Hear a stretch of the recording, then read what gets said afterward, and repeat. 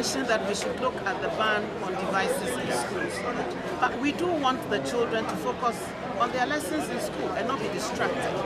So there are ways of firewalling those devices so that it is only educational content or browsing on approved sites which will be allowed on those devices in schools.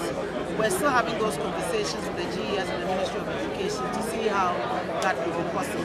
So we're going to have an action this year? Absolutely.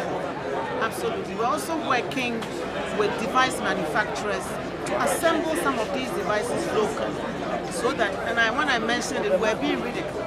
But it is a plan, a project that we think is feasible.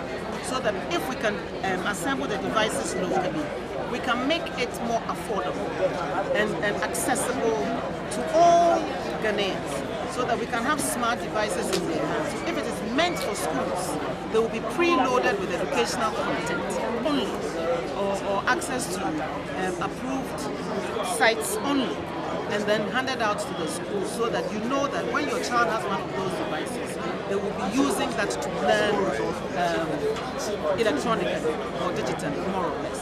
So these are all measures that we are currently having conversations about how to make educational content more easily accessible and affordable to our students around the country. So by God's grace and with His help, finally, we'll be able how is it going to be monitored and regulated? We will put in place the monitoring mechanisms for that in conjunction with the Ministry and the Ghana Education Service, which already has an e-learning department, whom we are working closely.